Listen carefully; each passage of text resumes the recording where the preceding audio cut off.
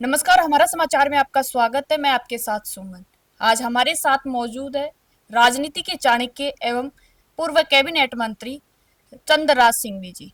Sir, पहले तो आपका स्वागत है। Thank you. सर, पहलगाम में इतना बड़ा आतंकी हमला हुआ है, इस पे क्या करें? इस पर क्या कहना, शर्म आनी चाहिए। जिम्मेदारी आईबी की। Why they were not intelligently known for it. जिस जगह हमला हुआ उसकी सुनी थी, वहां गधा और घोड़ों पर बैठ करके 50 आदमी रोज जाते हैं, तो कुछ तो सुरक्षा होनी चाहिए थी। ये तो हमारी गलतियां हैं। मगर पाकिस्तान के लोगों के समर्थन से उत्साहित होकर, प्रोत्साहित होकर वहां के आतंकवादी किस हद तक जा सकते हैं। पहले तो शस्त्रों पर अटैक करते थे, सेना पर करते थे, नागरिकों पर कर लिया। निर्दोष नागरिकों पर, जिनका कोई लेना देना नहीं है युद्ध से, विरोध से, शत्रुता से, उन पर अटैक कर दिया। 26 आदमियों को भून दिया, 12 आदमी घायल हो गए। और उसके बाद हम छाती चौड़ी करके कहते हैं बदला लेंगे। क्या बदला लेंगे? क्या बदला क्या लेंगे? सर सरकार इसमें फेलियर है? ये मैं नहीं कहता, मगर गलती और कमजोरी है, इसको मानना पड़ेगा। आईबी डिपार्टमेंट को मानना पड़ेगा। Why they're not vigilant, why they're not cautious.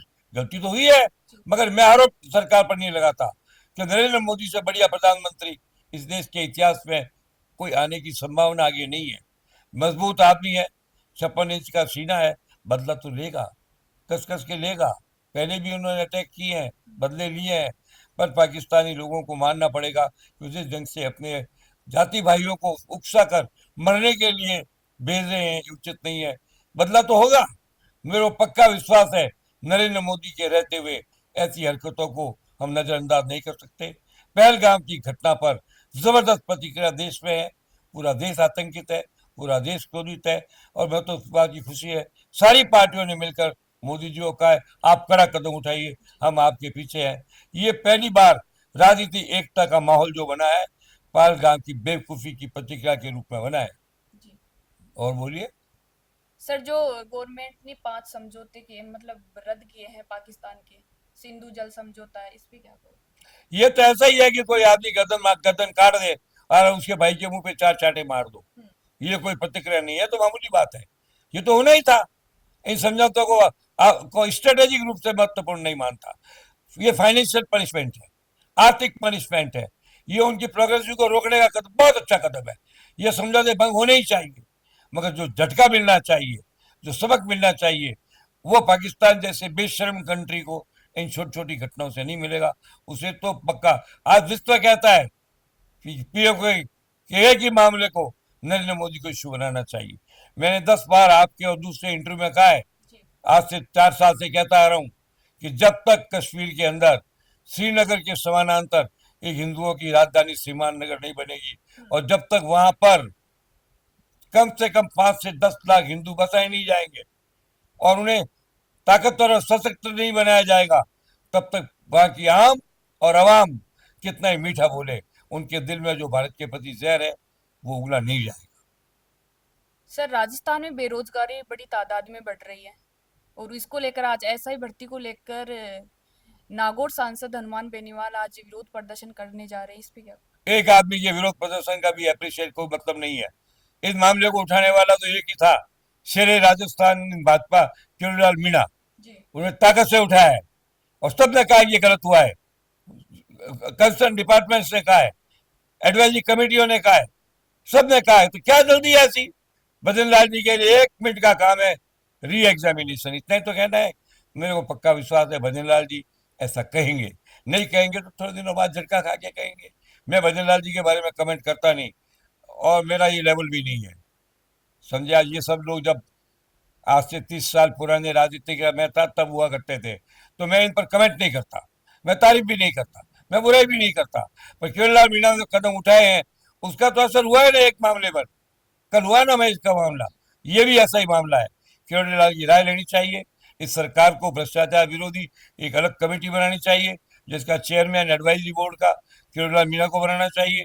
एक ही तो आदमी है जो लड़ता है, फिरता है, ठोकता है, पीटता है, और कोई है ही नहीं। हम्म। सर, जो ईडी बार बार छापेमारी कर रही है, कार्रवाई कर रही है नेताओं बंद पर। कर दो ईडी को। अगर आपको भ्रष्टाचार को छूट देनी है जी। और भ्रष्टाचार का विनाश नहीं करना है, तो ईडी की जरूरत क्या है? नहीं, अभी ईडी का काम है। महेश जोशी पे कार्रवाई। ये छोटे मोटे लोगों की बात मैं नहीं करता, मैं सोचा ऐसे बहुत कार्यकर्ता मेरे जीवन में है। सवाल ये नहीं है ईडी कार्रवाई न करे, इंक्वायरी न करे, सीबीआई इन्वेस्टिगेट न करे, एसओजी इन्वेस्टिगेट, तो फिर डिपार्टमेंट की जरूरत क्या है? ये डिपार्टमेंट बनी कार्रवाई के लिए, तो करेंगे, इनका काम है। What is wrong in to it? Sir विपक्ष भी अब तो पक्ष के साथ में है, केंद्र सरकार के साथ। हाँ, क्या बोले? विपक्ष भी है ना, जो पहलगांव में केंद्र सरकार के साथ समर्थन दे रहे हैं। जब जब संकट आया देश पर, विपक्ष ने साथ दिया है। लड़ाई भूल गए क्या अब 71 की? सारा देश एकजुट हो गया था। जब पंजाब बॉर्डर पर 1000 मांगे गए थे ट्रक, तो आरएसएस ने 5000 ट्रकों का इंतजाम किया था। ये आरएसएस देश की एकता का प्रतीक है, इसको जीवित और मजबूत रखना चाहिए।